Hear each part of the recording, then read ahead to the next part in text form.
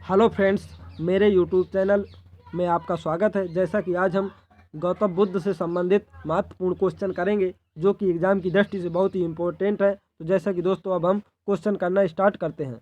तो बौद्ध धर्म के संस्थापक कौन हैं? तो बौद्ध धर्म के संस्थापक जो हैं गौतम बुद्ध हैं।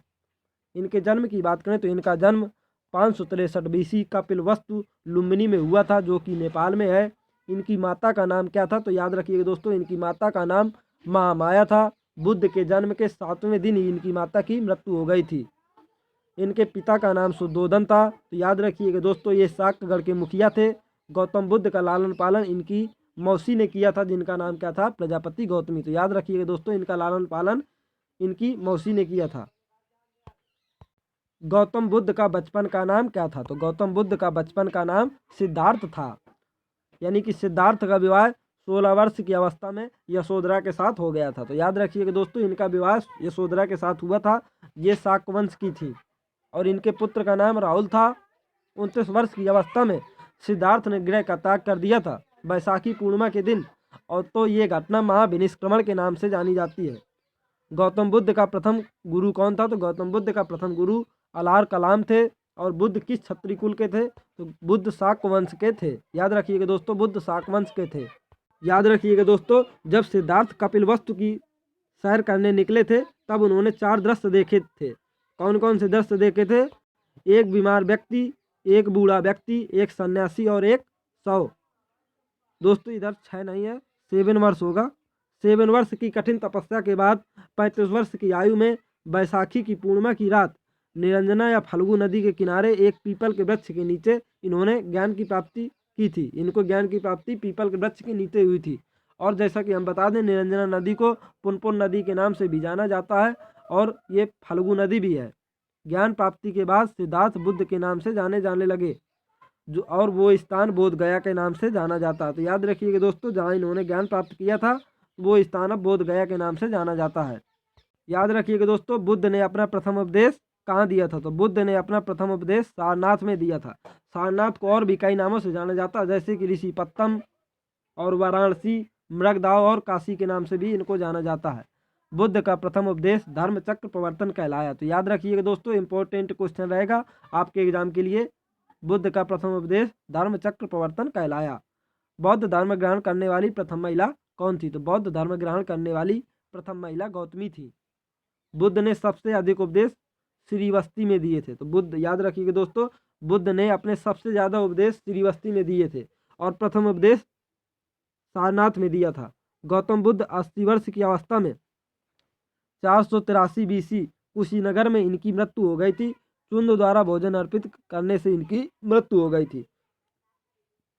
बुद्ध की मृत्यु की घटना महापरिनिर्वाण कहलाती है। तो याद रखिएगा दोस्तों, बुद्ध की मृत्यु की घटना को महापरिनिर्वाण के नाम से जाना जाता है। तो याद रखिएगा दोस्तों, ये इंपॉर्टेंट क्वेश्चन रहेगा एग्जाम के लिए। अब हम बौद्ध संगीतियों की बात करेंगे। तो प्रथम बौद्ध संगीति कौन है? तो प्रथम बौद्ध संगीति का समय 483 BC था। और स्थान की बात करें तो ये कहाँ हुई थी? तो राजगृह में हुई थी। और इसके अध्यक्ष कौन थे प्रथम बौद्ध संगीति के? तो महाकश्यप उपाली थे। और प्रथम बौद्ध संगीति का शासनकाल उस समय किसका था? अजातशत्रु का था। अब हम द्वितीय बौद्ध संगीति की बात करते हैं। द्वितीय बौद्ध संगीति का समय क्या था? तो याद रखिएगा 383 BC था।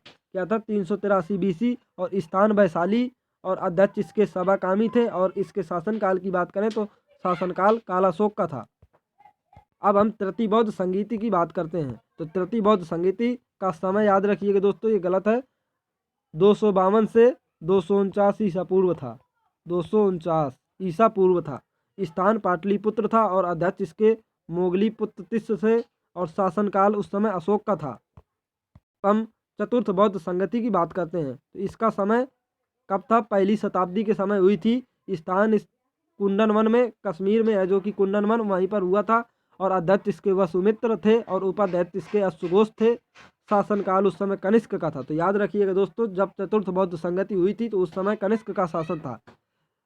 चतुर्थ बौद्ध संगति के बाद बौद्ध धर्म 2 भागों में बंट गया, हीनयान और महायान। तो याद रखिएगा दोस्तों, चतुर्थ बौद्ध संगति के बाद बौद्ध धर्म 2 भागों में बंट गया था, हीनयान और महायान।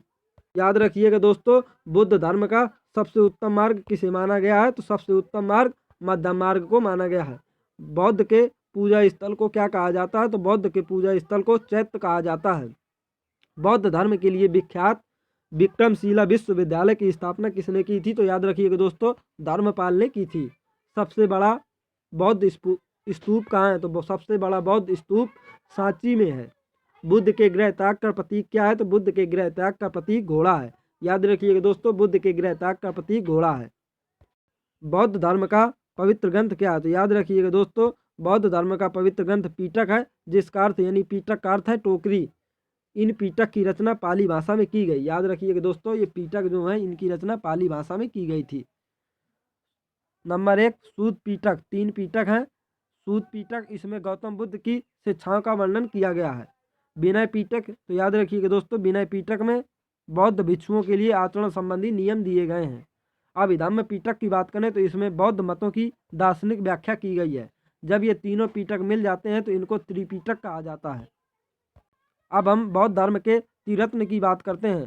तो नंबर 1 बुद्ध, दूसरा धम्म और तीसरा संघ है। बुद्ध के जीवन से संबंधित बौद्ध धर्म का प्रतीक किसे कहा जाता है? अब उनकी बात करते हैं।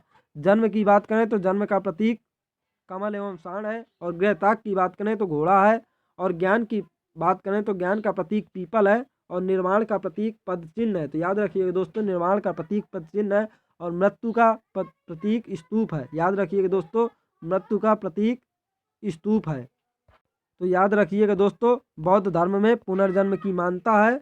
बौद्ध धर्म का सबसे पवित्र त्यौहार बैसाखी पूर्णिमा है, जिसे बुद्ध पूर्णिमा के नाम से जाना जाता है। इसी दिन बुद्ध का जन्म, ज्ञान की प्राप्ति और मृत्यु हुई थी। तो बुद्ध का अर्थ ज्ञान होता है। गौतम बुद्ध को एशिया का ज्योतिपुंज कहा जाता है। तो याद रखिएगा दोस्तों, एशिया का ज्योतिपुंज गौतम बुद्ध को कहा जाता है। ये दोस्तों, कैसी लगी मेरी वीडियो? यदि आपको वीडियो मेरी पसंद आई हो तो कृपया ज़्यादा से ज़्यादा लाइक करें और शेयर करें, और चैनल को सब्सक्राइब करें। ओके दोस्तों, जय हिंद।